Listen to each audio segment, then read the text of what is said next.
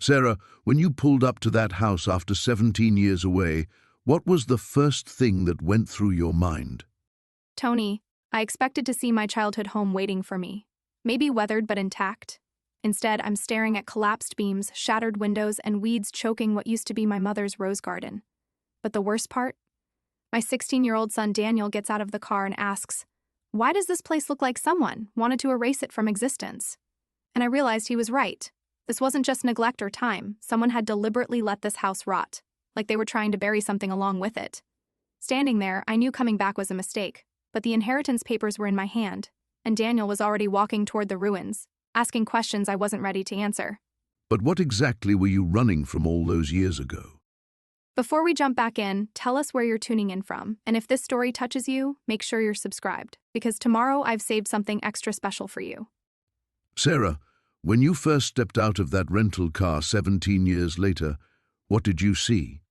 The mailbox was still there, Tony, rusted through, hanging at an angle like a broken arm, but the numbers were still visible. 4 to 2 minus 7. I remember thinking how strange it was that those metal digits had outlasted everything else. Everything else? The house looked like something from a nightmare. Windows boarded up with plywood that had warped and split over the years. The front porch had collapsed on one side, and there were weeds growing through the floorboards. But it was the silence that hit me hardest. When I was young, that house was always full of sound. Tell me about those sounds. My mother's radio playing in the kitchen every morning. She'd hum along to the old songs while she made coffee. The screen door would bang shut when my father came in from checking the livestock. Even the house itself had a voice back then, the way old houses do. Floorboards that creaked in a familiar rhythm, pipes that sang when you turned on the water. And when you returned? Nothing, just the wind moving through broken places. I stood there for the longest time, just listening to that emptiness. My son was beside me, and I could feel him watching my face, trying to understand why I'd brought him to this ruin. How long had your parents been gone?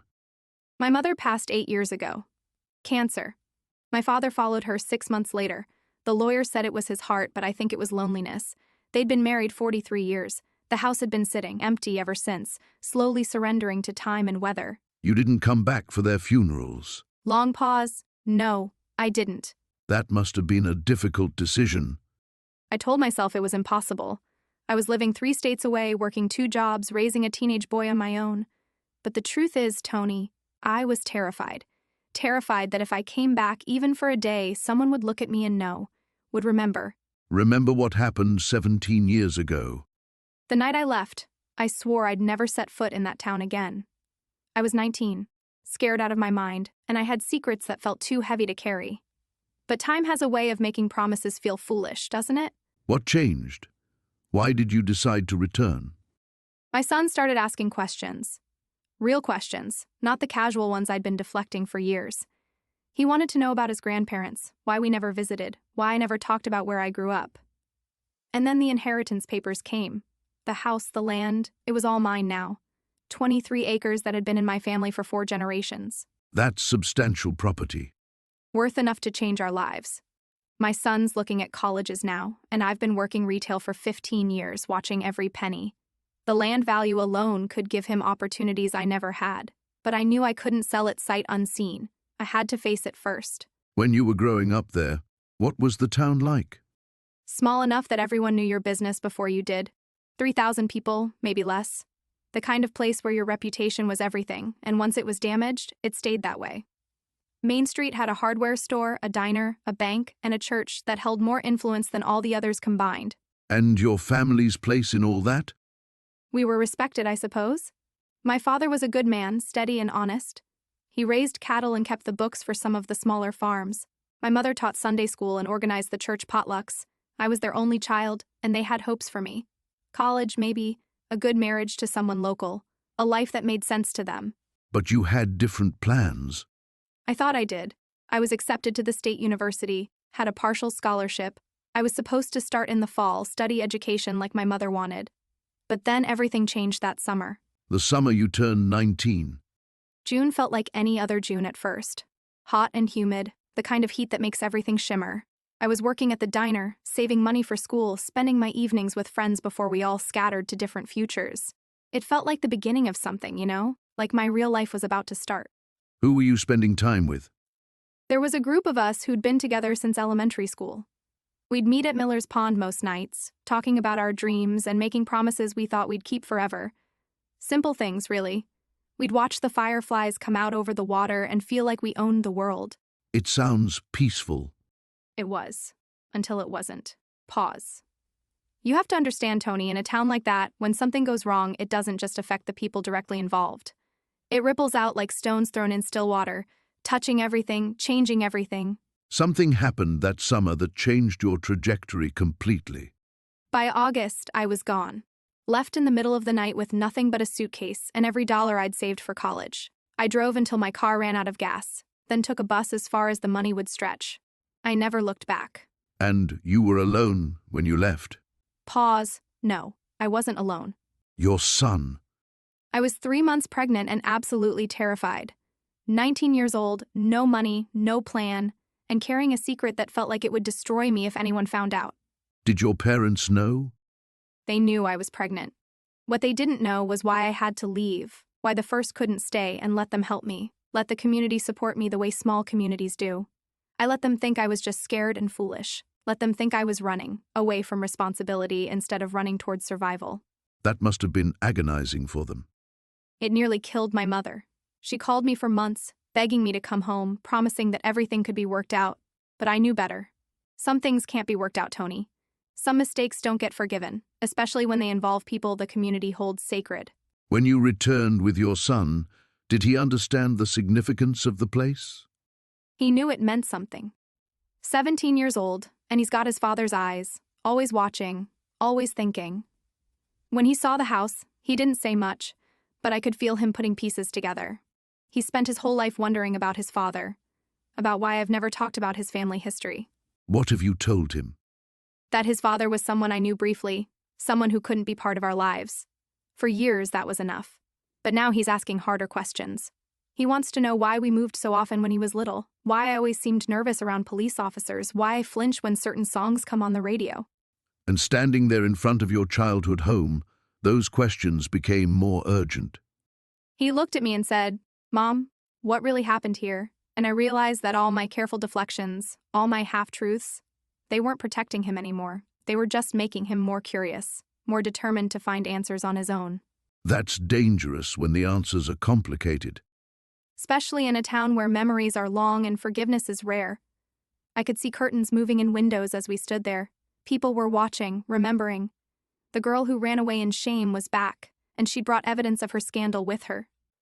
How did your son react to that scrutiny? He's observant.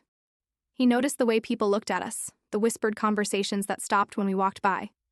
At the grocery store, the cashier recognized me and went completely silent. Just rang up our items with this tight expression, like she was handling something distasteful.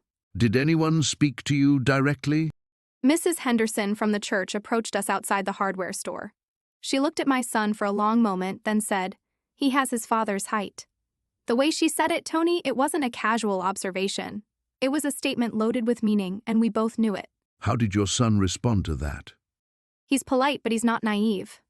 After she walked away, he said, "She knows who my father is, doesn't she?" I couldn't lie to him anymore. Not standing there in the place where it all began, surrounded by people who remembered everything I was trying to forget. So, what did you tell him? I told him that some stories are complicated, and that before I could explain about his father, he needed to understand what this place was like when I was young, what it demanded of people, especially young women who made mistakes. And that was enough for him? For the moment. But I could see him filing away every detail, every strange look and loaded comment. He's building a picture in his mind, and I'm terrified of what he'll do when that picture becomes clear. Because the truth about his father isn't just personal history. The truth about his father could destroy more than just our lives. There are people in that town, good people with families and reputations, who've built their lives on the assumption that certain secrets would never surface. My return threatens that assumption. When you left 17 years ago, did you think you'd ever be in this position? I thought I was closing a door forever. I thought I could build a new life somewhere else and never have to explain where I came from or why I left. But looking at that broken-down house, feeling the weight of my son's questions, I realized you can't really escape your past. You can only postpone the reckoning. And now the reckoning has begun. Now I have to decide whether to tell my son the truth about his father and watch everything unravel or keep lying and risk him discovering it on his own. Because one thing I learned during our 3 days in that town, Tony, is that secrets have a way of revealing themselves, especially when you're standing in the place where they were born. Sarah, let's talk about that first morning back in Millbrook. You'd driven through the night with your son. What was his name again? Daniel. Danny. I called him then. He was 17, just turned. We pulled into town as the sun was coming up, and I remember thinking how much smaller everything looked. The main street seemed narrower, the buildings lower. Time has a way of shrinking the places that once felt enormous. What did Danny know about why you were there? I'd told him we were settling an inheritance from my aunt, which wasn't entirely a lie. Aunt Margaret had left me the house. But Danny didn't know about my childhood there. Didn't know I'd grown up on Elm Street just 3 blocks from where his grandmother still lived. Pause, where she still lives, actually. He didn't know about his grandmother? Tony, you have to understand. When I left Millbrook 17 years ago, I severed every connection. Every single one. I told Danny his father's family had all passed away, that we were alone in the world. It seemed kinder than the truth. Which was? That his father's mother, Eleanor, had been the one person who might have stood by us. But I couldn't face her. Not after what happened that night. Not after the choices I made. Tell me about the house when you first saw it again. Long pause. Oh, Tony, I wasn't prepared. I'd imagined it might need some work. Aunt Margaret had been in her 80s after all. But when we turned onto Maple Street and I saw it, voice catches, the roof had partially collapsed. There were boards over most of the windows. The front porch was sagging so badly it looked like a mouth drooping open. What did Danny say? He just sat there in the passenger seat, staring. Finally, he said, "This is it? This is what we drove 12 hours for?" And I couldn't blame him. The yard was waist-high with weeds. There was a rusted-out washing machine on the side lawn that someone had dumped there. The mailbox was hanging by one bolt. But you got out of the car anyway. We did. Danny was 17. At that age, everything's an adventure if you frame it right. I told him we were going to bring the old place back to life, make it beautiful again. He rolled his eyes, but I could see he was curious about the house, about this piece of family history I'd never shared. What was it like stepping inside after all those years? The smell hit me first. Mildew and something else, something sweet and rotting. The wallpaper in the front hallway was peeling in long strips, and there were water stains on the ceiling that looked like maps of countries I couldn't name. But underneath all that decay, I could still smell Aunt Margaret's lavender sachets, still hear the way her voice used to echo from the kitchen when she'd call me for supper. You'd lived there before? After my parents died in the car accident, when I was 14, Margaret took me in without question, never made me feel like a burden. That house was where I learned to drive, where I had my first kiss on the front steps, where I graduated high school. Pause, where I met Danny's father. The neighbors, did they recognize you? Not immediately. We were unloading boxes when Mrs. Chen from next door came over. She's lived there for 30 years, watched the neighborhood change. She looked at me for a long moment, then said, "You have Eleanor's eyes." That's when I knew she'd figured it out. Eleanor, Danny's grandmother. Mrs. Chen asked if I was planning to stay, and I could hear something careful in her voice, like she was testing the water. I told her we were just fixing up the house to sell it, that we'd be gone by fall. The relief on her face was unmistakable. Why do you think she was relieved? Because 17 years ago when I left, it wasn't under good circumstances. There were questions that never got answered, Tony. People who felt betrayed. A young man who, pause, who didn't deserve what happened to him. Danny's father. Michael was his name. Michael Hartwell. He was 21 when I left, just finished college, working at his family's hardware store while he figured out his next step. Golden boy of Millbrook, star athlete, dean's list. Everyone loved him, including me. What did you tell Danny about him? The same story I'd been telling for 17 years. That Michael died in an accident before Danny was born. That it was too painful to talk about. Danny had stopped asking questions years ago, seemed to accept that some topics were off limits. But being back in Millbrook, pause, I could see his curiosity stirring again. The house must have held a lot of memories. Every room. The kitchen where Margaret taught me to make her famous apple butter. The back bedroom where I'd stay up all night reading. The basement where Michael and I used to. Stops well, where we spent time together when Margaret was at her church meetings. It sounds like you were planning a life together. We talked about it. Michael wanted to take over the hardware store eventually, maybe expand it. I was thinking about community college, becoming a teacher. Small town dreams, but they felt enormous to us then. We had names picked out for our children, knew which room would be the nursery. But something changed. Long silence that night, Tony. October 15th, the night everything fell apart. Danny was conceived that night, though I didn't know it for weeks. And by then, I was already 3 states away, using a different name, trying to become someone else entirely. What happened on October 15th? I've never spoken about it, not to anyone. For 17 years, it's been locked away so deep I sometimes convince myself it was a dream. But dreams don't leave the kind of wreckage we found when we got back to Millbrook. What kind of wreckage? The first sign was at the grocery store. Danny wanted to explore the town while I picked up cleaning supplies. The clerk, a woman about my age, looked at my credit card and her face just froze. She called over the manager, whispered something to him. He asked me to step aside, asked if I was related to the Donovan family. Your family name? When I said yes, he told me there were people in town who'd want to know I was back. People who'd been waiting a long time for answers. The way he said it, Tony, it wasn't friendly curiosity. It was something harder, something that had been sharpening itself for 17 years. Did you give him those answers? I told him we were just passing through, handling estate business. But I could see it in his eyes. He knew exactly who I was. And by the time we left that store, I knew the whole town would know Sarah Donovan had come home. With questions of her own to face. Questions I'd run from for 17 years. Questions that were about to catch up with me whether I was ready or not. Pause, especially once Danny started asking them too. But it's more than just time and weather, isn't it? Mrs. Henderson mentioned something about vandalism over the years. Mrs. Henderson always did see everything from her kitchen window. Yes, there was vandalism. Broken windows, graffiti on the side wall. Someone even tried to set fire to the back porch about 5 years ago, from what I gathered. That seems like more than random mischief. Do you think it was targeted, connected to why we left? Pause. Tony, you have to understand how small towns work. When something terrible happens, when people are hurt and angry, they need somewhere to direct those feelings. That house became a symbol. A symbol of what, exactly? I was only a baby when we left. All I know are fragments, things you've mentioned over the years about Father's accident. Your father. Sighs. He was so respected in this community, Tony. Dr. Michael Harrison had delivered half the children in town, saved countless lives during that influenza outbreak in '98. When he died so suddenly, so tragically, people needed answers. But accidents happen, Sarah. Why would that make people angry at us? Because it wasn't just an accident, sweetheart. There were circumstances, questions that never got proper answers.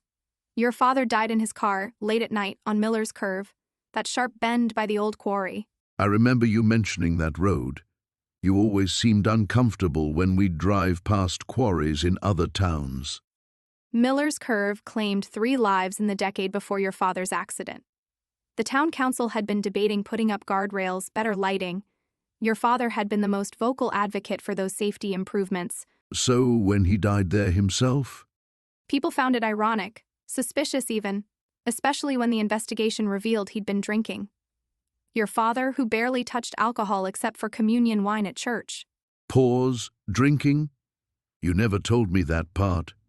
There are many parts I never told you, Tony. That night, your father had been at a town meeting. A heated one, from what I heard later. There'd been another accident on Miller's Curve just the week before. A young mother, Jenny Walsh, hit a deer and went right through where a guardrail should have been. Was she hurt? Paralyzed from the waist down. Your father had stood up at that meeting and demanded immediate action. He was furious with the mayor, the council, everyone who'd been dragging their feet on the safety measures. So, he was upset when he left the meeting. More than upset. Margaret from the pharmacy told me later that she'd seen him at Fletcher's Tavern afterward. Said he was sitting alone at the bar, which was completely unlike him. She thought he looked devastated about something. But people drink when they're upset, Sarah. That doesn't make his accident suspicious. No, but what made it suspicious was what happened the next morning. Mayor Kensington called an emergency meeting. Suddenly, miraculously, the budget had been found for all the Miller's Curve improvements. Guardrails, lights, warning signs, everything your father had been fighting for. They were probably just shaken by losing him. Bitter laugh. Or they were covering their tracks, making sure no one could point fingers and say they'd killed the town doctor through their negligence. The improvements were completed within 2 weeks, Tony. Projects that had been stalled for months. That's still not a reason for people to blame you. Isn't it? I was your father's widow. I could have made noise, demanded investigations, filed lawsuits. The town was terrified I'd drag them through legal hell. They watched me, waited for me to make my move. But you didn't. I couldn't. I had you to think about, and I had. Pause, I had my own reasons for not wanting too much scrutiny on our family. What kind of reasons? Long silence. The kind that made leaving seem like the only option for both of us. Sarah, you're being evasive again. What aren't you telling me about Father's death? I'm telling you what I can, when I can. You have to trust me on that, Tony. Some stones are better left unturned. But we're here now, aren't we? We came back. That suggests maybe it's time to turn over some of those stones. We came back because I inherited the house from your great-aunt Eleanor. And because you're 17 now, old enough to start making your own decisions about what you want to know. Then tell me. Help me understand why our house looks like people tried to destroy it. Why Mrs. Henderson crossed herself when she saw you yesterday. Mrs. Henderson always was superstitious. And people in this town have long memories, especially for things that don't fit into neat categories. Categories like what? Like loving wives who don't cry at their husband's funeral. Like women who pack up and disappear 3 weeks after burying their spouse. Like families who leave behind questions that never get answered. You didn't cry at Father's funeral? Very quietly, I couldn't, Tony. I physically couldn't. And in a town where everyone knew your father as a saint, a woman who doesn't weep for her lost husband becomes something dangerous. Something suspect. Maybe you were just in shock. Maybe I was. Or maybe I knew things about that night, about your father's state of mind, about why he really went to Fletcher's Tavern. That would have destroyed more than just our family if they'd come to light. Pause. We're going to face these people again, aren't we? At the lawyer's office tomorrow around town, they're going to remember. They're going to remember their version of events, yes. The question is whether we're strong enough to face that, and whether you're ready to learn the whole truth about why we really left. Are you ready to tell me? Long pause, I suppose we'll find out together, won't we? Sarah, I need to ask you about something that happened during those first few days back at the house. You mentioned finding some things in the rubble, but there was something else, wasn't there? Something that changed everything. Long pause. You're talking about the letter. Tell me about that moment. What exactly did you find? We'd been staying at that little motel on Route 9 for 3 days.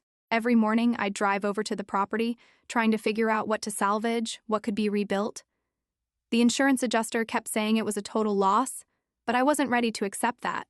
And your son? Was he with you during these visits? No, I made sure he stayed at the motel.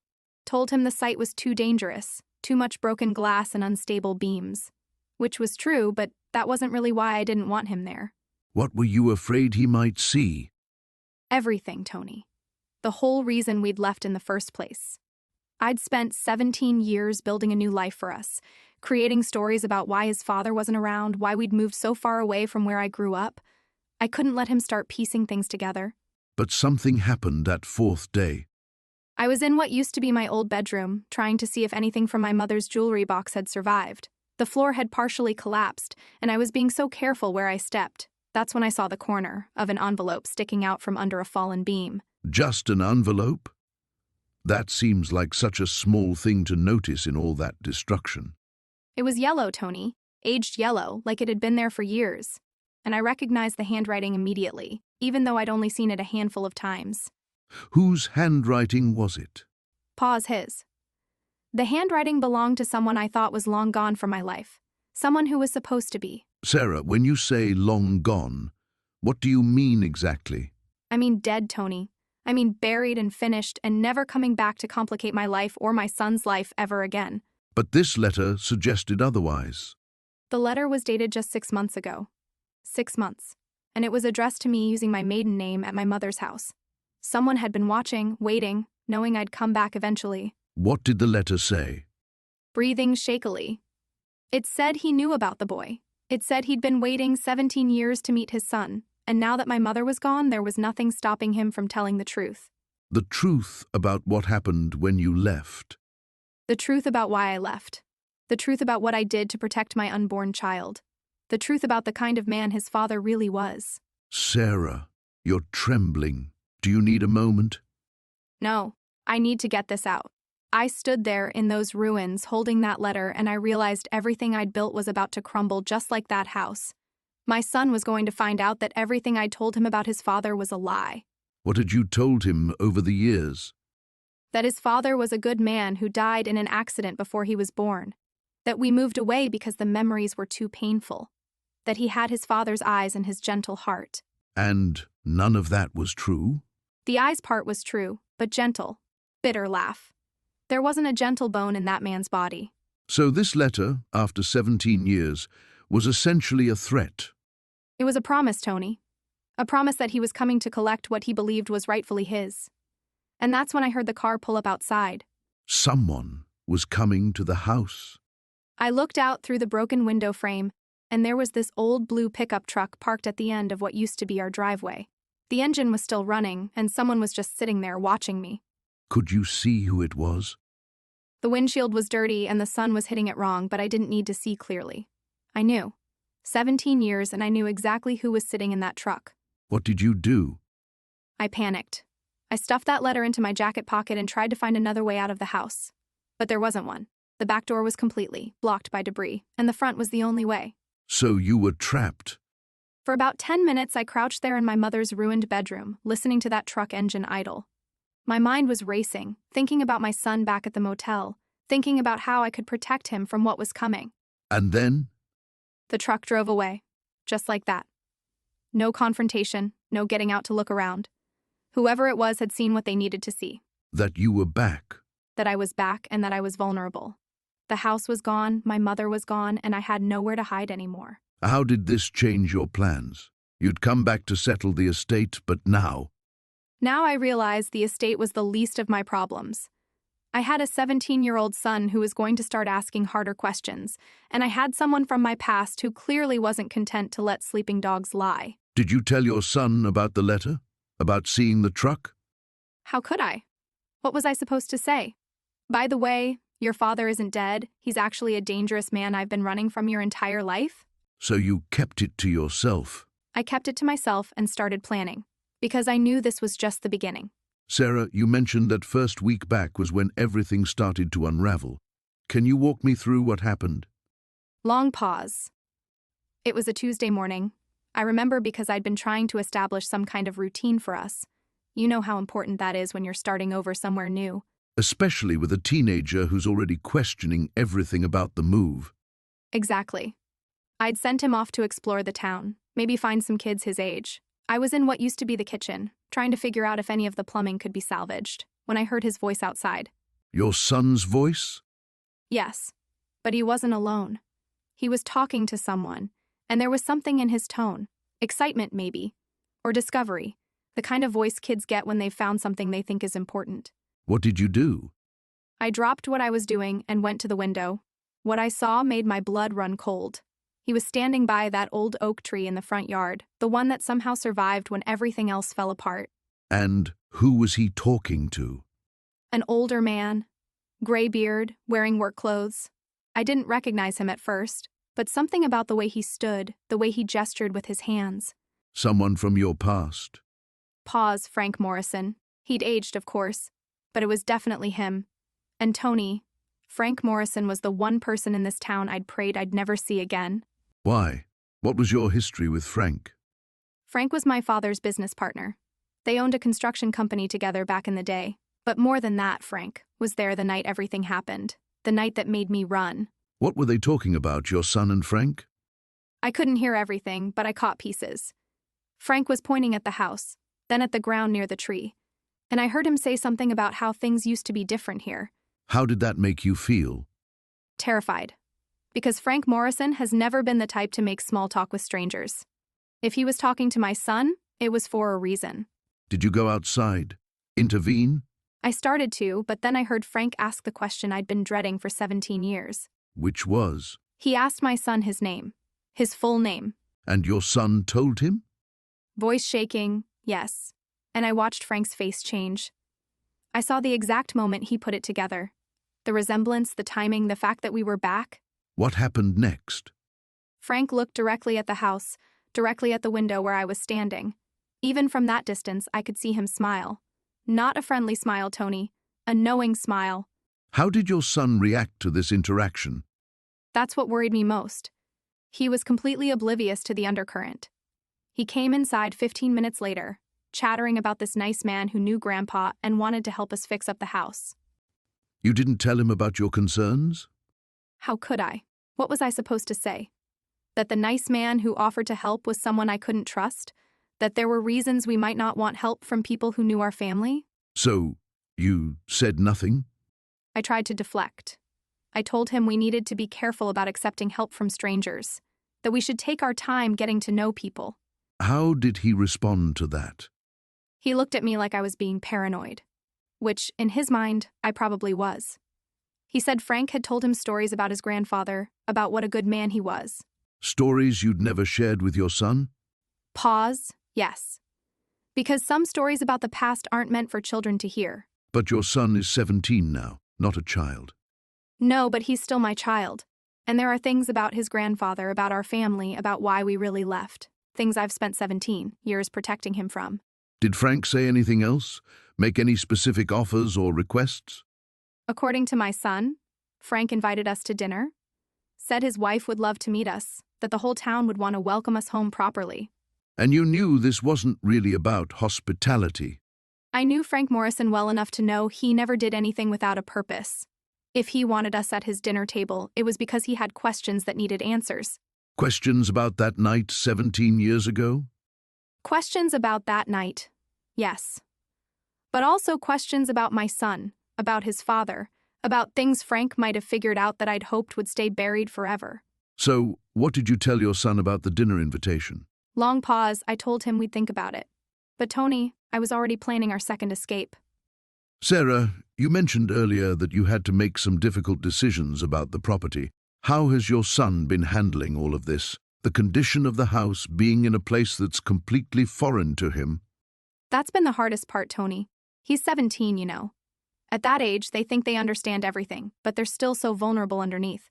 When we first pulled up to the house and he saw those broken windows, the collapsed porch. Pause, I watched his face change. He'd been excited about finally seeing where I grew up. Had you prepared him at all for what you might find? I thought I had. I told him the house had been empty for years, that it probably needed work, but seeing it through his eyes. Pause, I realized I'd been protecting myself more than preparing him. He asked me why no one had taken care of it, why we never came back to visit. Questions I wasn't ready to answer. Those are natural questions for a teenager. How did you handle them? Poorly at first. I gave him the same vague explanations I'd been giving for years, that my parents died, that there were painful memories, that we needed to start fresh somewhere else. But he's not a little boy anymore, Tony. He can sense when I'm not telling him everything. Long pause. We were standing in what used to be my father's study. The roof had leaked, and all these old papers and photographs were scattered on the floor, water damaged, some completely ruined. My son bent down and picked up this picture of me at his age. I was wearing my high school graduation dress, smiling like I had the whole world ahead of me. That must have been emotional for both of you. He looked at that photo for the longest time, then looked at me, and he said, "Sarah, you look happy here. You look like you belonged. Why did you really leave?" Pause, the way he said my name. Not Mom, but Sarah. Like he was talking to me as a person, not just his mother. I knew then that I couldn't keep treating him like a child. So you started telling him more about your past? Some of it. I told him about the friends I'd had, about how small towns can feel suffocating when you're young and want to see the world. I showed him where I used to play as a child, told him stories about my parents that weren't just about their deaths. But Tony, pause, there are still things I can't tell him, not yet. That must create tension between you. He senses there's more to the story. Every day. He's been asking about his father more frequently since we arrived. Before, when it was just the two of us in our apartment in the city, it was easier to deflect those questions. But being here, seeing how I react to certain places, certain names when people in town mention them, he's putting pieces together. How are you managing that pressure while also dealing with your own emotions about being back? Pause. I'm not managing it well, if I'm honest. Yesterday I found him talking to Mrs. Henderson from down the street. She's been here forever, remembers everyone and everything. When I approached, they both got quiet. That look on his face. He's starting to feel like I don't trust him. That's a difficult position for any parent. You want to protect him, but he's old enough to handle more truth than you've been sharing. Exactly. And the thing is, Tony, he's such a good kid. He's been helping me sort through the salvageable items in the house, dealing with contractors, being patient with all the bureaucracy around the inheritance. He deserves honesty. But I'm terrified that if I tell him everything, if he learns who his father really is and what happened that summer, pause, I'm afraid I'll lose him. When you say lose him, what exactly do you mean? I mean, he might choose to stay here, to connect with that side of his family. Or he might decide he can't forgive me for keeping the truth from him for so long. At 17, everything feels permanent, final. The decisions he makes about our relationship now could shape the rest of our lives together. Have you considered that he might surprise you? That his love for you might be stronger than his need for answers? Long pause. I want to believe that, Tony. But every day we stay here, every conversation with neighbors who remember things I wish they'd forget, the pressure builds, and I can see him changing, becoming more distant, more determined to uncover what I've been hiding. I think time is running out for me to tell him on my terms. Sarah, you mentioned that coming back after all these years meant facing not just the town, but your son's questions too. How did that dynamic start to shift once you were actually there? Long pause. It was like watching him see me for the first time, Tony. Really see me. Not as his mother who had all the answers, but as someone who'd been running from something his entire life. That must have been unsettling for both of you. The morning after we arrived, I found him sitting in what used to be the kitchen, just staring at the charred beams. He asked me why I'd never told him about the fire. Such a simple question, but I realized I'd been so focused on the big secret that I'd forgotten all the smaller lies that held it up. How do you begin to unravel 17 years of careful omissions? You don't. Not all at once. I told him the house had burned down a few months after we left. That much was true. But when he asked why we'd really left, why we'd never come back even to see it. Pause, I could see him putting pieces together in his mind. What kind of pieces? He's always been observant. Too observant sometimes. He started asking about his father again, but differently this time. Not the usual teenage curiosity about genetics and family history. More pointed questions. Why didn't I have any pictures of him? Why had I never tried to find him? Why did we change our last name when he was little? How did you handle those questions? Badly, at first. I fell back into the same patterns I'd used when he was younger. Deflection, half-truths, promises to talk about it later. But standing in those ruins, with the whole town watching us, those old tactics felt hollow, even to me. It sounds like the physical destruction of the house became a metaphor for other things falling apart. Soft laugh. That's very poetic, Tony, but yes. The house wasn't the only thing that couldn't be rebuilt the same way. I started having these moments where I'd catch myself mid-lie and just stop. The first time it happened, we were talking to Mrs. Chen at the grocery store. What happened there? She was being kind, asking about our plans, whether we were staying. My son mentioned something about his father, and I was about to give my usual vague response when I realized Mrs. Chen's expression had changed. She knew something. Maybe not everything, but something. How did your son react to that realization? He's smart, Tony. He saw it too. The way conversations would pause when we walked into a room. How people would look at him with this mixture of curiosity and something else.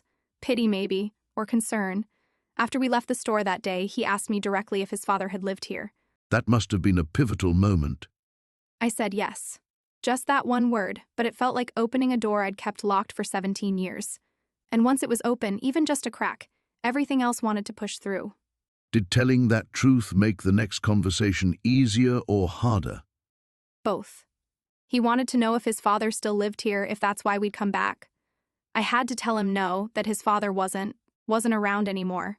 But I couldn't tell him why, not yet. How was he processing all of this? It's a lot for anyone, especially a teenager. He got quiet. Not sullen teenage quiet, but thoughtful quiet. I'd catch him studying me when he thought I wasn't looking, like he was trying to solve a puzzle.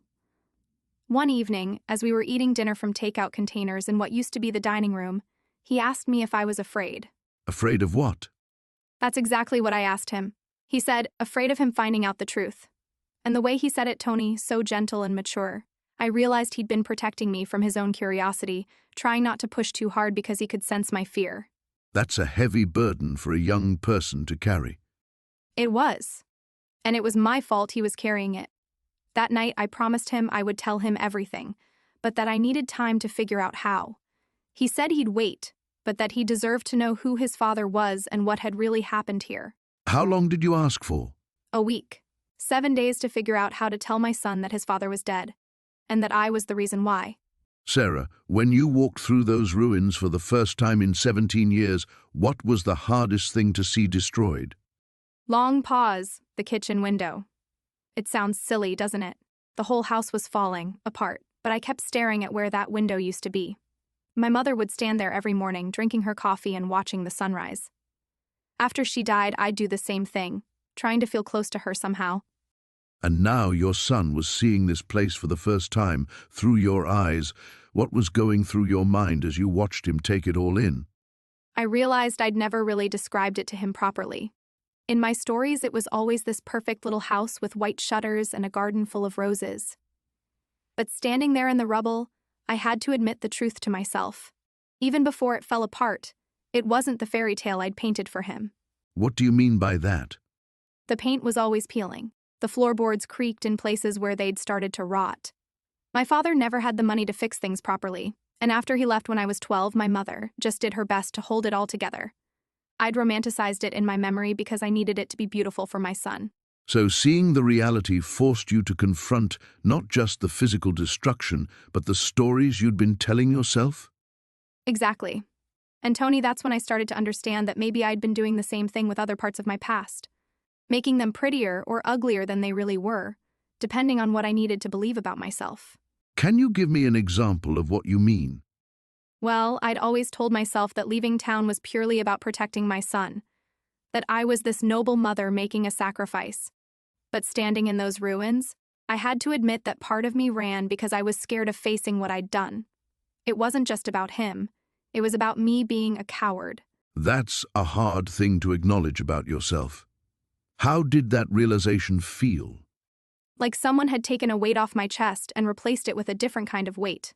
The guilt was still there, but now there was also this strange sense of relief. Does that make sense? For 17 years, I'd been carrying around this perfect story about why I left, and it was exhausting trying to live up to it. And your son, how was he processing all of this as you were having these revelations? He was quieter than usual, which worried me. My son, he's always been one to ask questions. Ever since he was little, he'd want to know why the sky was blue or how birds knew which way to fly south. But that day, he just walked through the debris picking up little things. A piece of broken china, a rusty door handle. What do you think he was looking for? Evidence, I think.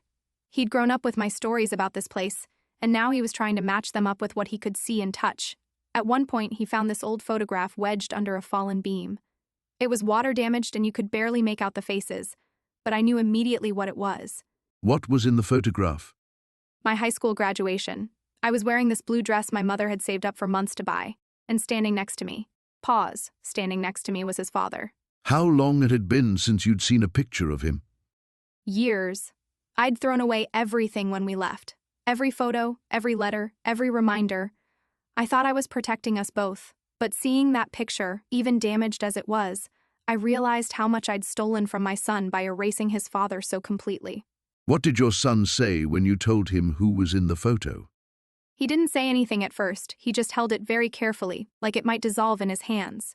Then he asked me why his father looked so young, and I had to explain that he was young. We both were. Barely 18 and thinking we knew everything about love and life and what mattered. Did he ask about what happened between you and his father? He asked if his father knew about him. That was the question I'd been dreading for 17 years, Tony. Because the answer isn't simple. His father knew I was pregnant when I left, but he doesn't know that his son grew up to love astronomy and hate Brussels sprouts, and have this beautiful laugh that sounds exactly like his own did. So his father never tried to find you? I made it very clear when I left that I didn't want to be found. I changed my name, moved 3 states away, built a whole new life. At the time, I thought I was doing the right thing for everyone involved. But holding that photograph, watching my son study his father's face like he was trying to memorize it, I started wondering if I'd made a terrible mistake. What kind of mistake? Maybe I'd been so focused on running from the bad parts of my past that I'd also run from the good parts. His father, whatever else happened between us, he had a right to know his son. And my son had a right to know him. That's a profound shift in perspective. What brought that on? Standing in those ruins, I could see how destructive secrets could be. That house didn't just fall down because of time and weather. It fell down because no one cared enough to maintain it, to keep it strong. And I started thinking maybe relationships are the same way. When you abandon them completely, they don't just disappear, they decay. Did you share any of these thoughts with your son that day? I tried to. I told him that his father wasn't a bad man, just a young man who made some poor choices. I explained that sometimes adults think they're protecting the people they love by keeping secrets, but that doesn't always make it right. How did he respond to that? He asked me if I thought his father ever wondered about him. And Tony, I had to tell him the truth. I said I was certain he did, because any man who could create someone as wonderful as my son would have to spend every day wondering what kind of person he'd grown up to be. That must have been an emotional moment for both of you. It was. But it was also the first completely honest conversation we'd had about his father in his entire life. And I realized that all those years I'd been trying to protect him from the truth, but what I'd really been doing was protecting myself from having to face it. So, what did you decide to do with this new understanding? I knew I had to find out what had happened to his father. Not just for my son's sake, but for my own. I needed to understand if the man I'd been running from for 17 years still existed, or if, like me, he'd become someone entirely different. Sarah, when you walked through that broken door frame into your childhood home for the first time in 17 years, what went through your mind? Long pause. I expected to feel nostalgic, maybe sad about the decay. But what hit me was anger, Tony. Pure, burning anger at how neglected it had become, as if the house itself was punishing me for leaving. That's a powerful reaction. Tell me about what you saw in there. The living room where my mother used to read to me was completely gutted. Water damage had warped the hardwood floors into these twisted, dark shapes, and the wallpaper she'd chosen so carefully was hanging in strips, like old skin peeling away. But it was my bedroom that really got to me. What made your bedroom different? Someone had been in there, Tony, recently. The dust patterns were disturbed, and there were fresh footprints in the grime. My old desk was pulled away from the wall, like someone had been searching behind it. Did you have any idea who might have been there? I had my suspicions. But what really unsettled me was finding my old jewelry box still sitting on the dresser. 17 years, and no one had taken it. It was like they were all afraid to touch anything that belonged to me. What was in the jewelry box? Pause letters. Letters I should have thrown away before I left. Some were from him, from my son's father. Others were from people in town who knew what had happened that night. Reading them again, I realized how many people had tried to help me back then. How did that make you feel about your decision to leave? Confused. For 17 years, I'd convinced myself that running was the only option, that everyone in this town hated me, blamed me. But these letters told a different story. They told the story of a community that was scared and grieving, yes, but also one that understood I was just a frightened girl who'd made a terrible mistake. You mentioned your son started asking more questions around this time. How was he processing everything? He was becoming more persistent, more direct. That morning, while we were cleaning out the debris from the kitchen, he asked me point blank why we'd never visited his grandmother's grave, why I'd never told him stories about growing up here, why I seemed to know exactly which floorboards would creak and which windows stuck. How did you handle those questions? I tried deflecting at first, told him we'd been too busy building our new life to look backward. But he's 17, Tony. He's smart. He looked at me and said something that still keeps me awake at night. What did he say? He said, "Sarah, you talk about this place like it's haunted, but I think you're the ghost." And he was right. I'd been living like a specter for 17 years, never fully present in my own life because part of me was still trapped in that terrible night. That's a profound observation from a teenager. It was. And it forced me to confront something I'd been avoiding. I realized that by keeping the truth from him, I wasn't protecting him from my past. I was making him live in its shadow without even understanding what was casting it. Did that realization change how you approached the rest of your time in the house? It did. I started showing him things instead of hiding them. I took him to my mother's sewing room and told him how she'd taught me to mend clothes there. I showed him the kitchen window where I used to watch for his father to come up the front path. I was still being selective about what I shared, but I was finally sharing something real. How did he respond to these glimpses into your past? He soaked it up like he'd been dying of thirst. For the first time since we'd arrived, I saw him smile. Really smile. He started asking different questions then. Not just about why we left, but about what life had been like before, what his father was like, what I was like as a young woman. And were you ready to answer those questions? I thought I was. I thought I could control the narrative, give him the safe parts of the story. But as we kept working through that house, room by room, I could feel the full truth pushing against the walls I'd built around it. And I knew it was only a matter of time before those walls came down completely. What made you realize the walls were failing? Because that afternoon, while we were sorting through the attic, we found something that made keeping secrets impossible. Sarah, we've been talking for a while now about your return to town, about the house, about the secrets you've been carrying. But I sense there's something else weighing on you, something about your son that goes deeper than just his questions about his father. Long pause. You're very perceptive, Tony. Yes, there is something else. Something I've been dancing around because saying it out loud makes it real in a way I'm not sure I'm ready for. Take your time. Sometimes the hardest truths are the ones we need most to speak. When I left town 17 years ago, I thought I was running from what I'd done, from the shame, from the judgment, from the consequences of my actions. But I realize now that I wasn't just running from something. I was running toward something too. What do you mean by that? I was pregnant when I left, Tony, but not in the way everyone assumed, not in the way I let people believe, including my son. I'm not sure I follow. Voice becoming steadier, my son. The boy everyone in town assumes is the result of some scandal, some teenage mistake I made before fleeing. He wasn't born from any relationship I had in this town. He was born 6 months after I left. 6 months after. Sarah, are you saying what I think you're saying? I'm saying that when I return to this town with my teenage son, when people look at him and count backward and assume they know my story, they're wrong. Dead wrong. I didn't flee because I was pregnant. I didn't leave to hide a pregnancy or escape judgment about having a child. Then why did you leave? I left because I couldn't stay after what happened, after what I did. And my son, my beautiful boy who's been asking all these questions about his father, about our past, he was conceived after I left, far from here, with someone I met when I was trying to rebuild my life. So the timeline everyone's been assuming. Completely backward. They think they're looking at evidence of why I left, but they're actually looking at evidence of what came after, of the life I tried to build in the aftermath. And your son doesn't know this? How do you tell a child that the reason you can't talk about the past isn't because of him, but because of something entirely separate? Something that has nothing to do with him, but everything to do with why his mother is the way she is? What does he think happened? He thinks his father is someone from here, someone I left behind or who left me. He's been constructing this whole narrative about star-crossed lovers or family disapproval or some romantic tragedy, and I've let him believe it because the truth is so much more complicated. Because the truth involves whatever happened before you left. Exactly. And now we're back here, in this place where it all began, and he's asking questions about his father while standing, in the ruins of a house that holds completely different secrets. It's like watching two stories collide when they were never supposed to meet. Have you considered telling him the truth about the timeline? Every day since we arrived. But once I tell him he's not connected to this place the way he thinks he is, he's going to want to know what we are connected to. He's going to want to know why we really left, what really happened in that house. And you're not ready for that conversation.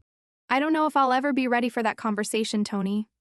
Some truths don't just change how you see the past. They change how you see the person who's supposed to protect you from that past.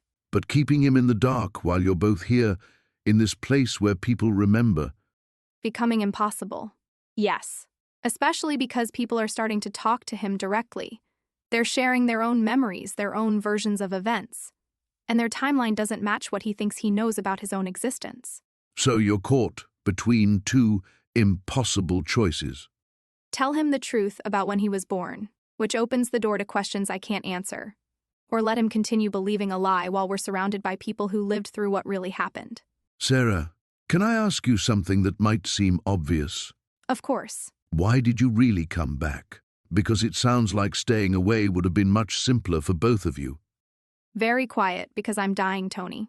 And before I go, I need to make peace with what I did in that house, even if it means risking everything I've built since. Sarah, we've talked about the night you left, about coming back to find the house destroyed. But I sense there's something else, something you haven't told me about what really happened 17 years ago. Long pause. You're right, Tony. I've been dancing around the edges of it this whole time. Take your time. What haven't you shared? The fire that destroyed our house last month. It wasn't the first fire, Tony. There was another one 17 years ago, the night I left. You're saying you were there when a fire happened before? I wasn't just there, Tony. I said it. I burned down the Hendricks' barn with my own hands. The same family that's been so hostile since you returned. The very same. But here's what I've never told anyone, not even my son. I didn't burn down an empty barn, Tony. James Hendricks was inside. James Hendricks, your son's father. Yes. And I thought I had killed him. For 17 years, I believed I was a murderer. I ran because I thought I had taken the life of the man I loved. Sarah, are you telling me you've been carrying this guilt for nearly 2 decades? Every single day. When my son asks about his father, when he wonders why we left so suddenly, I see James's face in my mind. I see those flames. But something's changed since you've been back, hasn't it? Voice breaking 3 days ago, I saw him, Tony. James Hendricks walked right past me at the hardware store, very much alive. He survived the fire. He survived, and I never knew. His family, the whole town, they let me believe I was a killer. They let me run and never looked back. Why would they do that? Because they wanted me gone, Tony. The Hendricks family never approved of James being with me. When the fire happened, when I fled thinking the worst, they saw their chance to make sure I never came back. And your son? Doesn't know his father is alive and living 20 miles from where we're staying? Doesn't know his mother isn't the monster she's believed herself to be all these years? What are you going to do with this truth, Sarah? I honestly don't know, Tony. How do you rebuild a life on a foundation that was never real? Sarah, we've reached the point where everything comes together. How did you prepare yourself for what you knew was coming? Long pause. I remember standing in that ruined kitchen, Tony, watching the morning light filter through the broken boards. My son was still asleep upstairs, and I knew that by evening everything would be different. What was going through your mind in those final hours? Fear, mostly. But also something I hadn't felt in 17 years. Relief. The weight of carrying that secret had been crushing me, and I was finally ready to let it go. Whatever the consequences. Had you decided what you were going to tell him about his father? The truth. All of it. I'd spent so many years crafting careful half-truths, but that morning I threw away every rehearsed explanation I'd ever prepared. He deserved better than my fear. That must have taken incredible courage, Sarah. Or desperation. Pause. I kept thinking about something my mother used to say. She'd tell me that secrets are like poison. They seem harmless when you first swallow them, but they slowly kill you from the inside.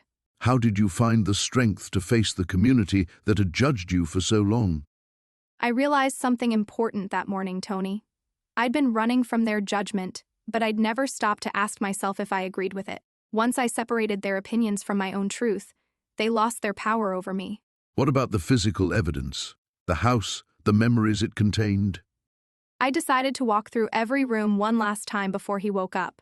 I needed to say goodbye to the girl I'd been, the one who'd made those choices. She deserved forgiveness, too. Were you afraid of losing your son's respect? Terrified. But I was more afraid of him discovering the truth from someone else. At least if it came from me, he'd know I trusted him enough to be honest. That had to count for something. How did you prepare him for what was about to unfold? I made him breakfast. Soft laugh, such a small thing. But I needed that normalcy before the storm. While he ate, I told him we needed to talk, really talk, about everything I'd kept from him. And then? Then I took the deepest breath of my life, Tony, and began to tell my son who his father really was. Sarah, you mentioned earlier that you knew this moment would come eventually. How did you prepare yourself mentally for facing the truth about what happened 17 years ago? Long pause. I don't think anyone can truly prepare for something like this, Tony. I spent years building walls in my mind, creating stories to protect both of us. But when we drove back into town and I saw that house, those walls just crumbled.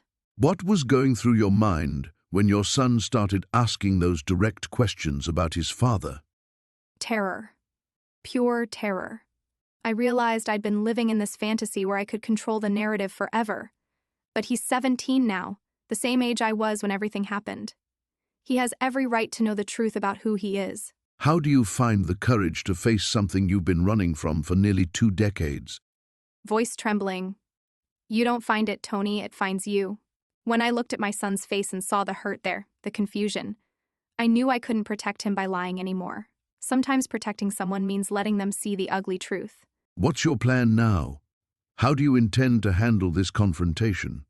I'm going to tell him everything. About his father, about why we really left, about what I did that night. He deserves to hear it from me before someone else tells him their version. That must be incredibly frightening. Are you prepared for how he might react? Pause. I might lose him, Tony. He might never forgive me for keeping this from him for so long. But I've already lost so much by running away. I can't lose any more of myself by continuing to lie. What gives you strength right now, in this moment before everything changes? The fact that he's strong. Stronger than I was at his age.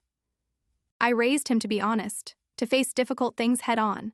I just pray I taught him well enough that he can forgive his mother for not following her own lessons. Sarah, as you prepare to reveal this secret, what do you hope will happen? Voice steadying. I hope we can finally stop running. I hope we can grieve properly, heal properly, and maybe, somehow, we can build something real from what's left. No more shadows, no more half-truths, just us, facing whatever comes next together. Sarah, we've talked around this for weeks now. Your son deserves to know the truth about his father, doesn't he? Long pause. The truth. You make it sound so simple, Tony. Tell me what happened that night 17 years ago. The real story. Michael wasn't just some boyfriend who left town. He was married, Tony, to Rebecca Hartwell. The woman whose family still runs half this county? The same. And when I found out I was pregnant, Michael said he'd leave her.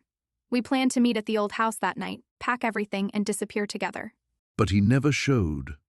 Oh, he showed up all right. With Rebecca. Pause. They'd been planning it for weeks, Tony. She knew about the baby, knew about us. They came to buy my silence. What kind of offer? $50,000 to disappear and never contact Michael again. To raise the child alone and never tell anyone who the father was. And you refused? I threw the money back at them. Told Michael exactly what I thought of him. Rebecca just stood there smiling, like she'd won some prize. That's when the neighbors heard the shouting. The whole street heard us. Michael got violent when I said I'd tell everyone the truth. Grabbed my arm so hard it left bruises for weeks. So you left that same night? What choice did I have? Rebecca made it clear they'd destroy me if I stayed. Said no one would believe, some girl from the wrong side of town over the Hartwells. And your son thinks his father is dead. Voice breaking, it seemed kinder than the truth. How do you tell a child their father chose money and reputation over them? But now, he's asking questions. He found letters, Tony. Old ones I thought I'd thrown away. He knows I've been lying about something. The house being demolished, coming back here, it stirred everything up again. Michael's running for state senate now. Saw his picture in the paper last week. Still married to Rebecca, no children of their own. And you're wondering if it's time. My son has his father's eyes, Tony. Same stubborn jaw. He deserves to know where he comes from, even if the truth breaks both our hearts. What will you tell him? Everything. Tonight? Sarah, you've carried this weight for 17 years. What happens now that the truth is finally out? Long pause. I think about my son every day, Tony. He deserves to know who his father really was, not the monster I made him out to be. And what will you tell him about that night? The truth. That his father tried to save me from a fire he didn't start. That I was so scared, so confused, I ran instead of staying to clear his name. The community believed you were protecting yourself. They believed what they wanted to believe. A young woman, pregnant and afraid. It was easier than admitting they'd failed to see what was really happening in that house. Your stepfather's abuse. Voice breaking, yes. And now my son thinks his father abandoned us when really he died trying to be a hero. How do you rebuild from here? One conversation at a time. Starting with my boy, he has a right to be proud of where he comes from. So Sarah, looking back now, what would you tell someone facing their own buried secrets? Long pause. That running only delays the reckoning, Tony. I thought 17 years would make the truth smaller, but secrets grow in the dark. Your son handled it better than you expected. Children are braver than we give them credit for. He knew something was missing from his story. Finding out about his father, about what really happened that night, it completed something in him. And the town? Some bridges can be rebuilt, others need to stay burned. Mrs. Chen forgave me. That matters more than I can say. The house is gone, but you're staying. This is where we belong. Tony, I spent so many years afraid of my own shadow. Now my son knows who he is, where he comes from. The whole truth, not the careful version I'd been feeding him. That takes courage, Sarah. No, Tony. Courage would have been staying 17 years ago. So, here we are, Sarah, at the end of your story. What does home mean to you now? Long pause, it's not the building anymore, Tony. Home is wherever my son and I choose to build something honest together. The house may be gone, but you rebuilt something more important. We did. When I stopped running from the truth, we both found solid ground. Strange how destruction can clear the way for something better. Your son knows everything now. Everything that matters.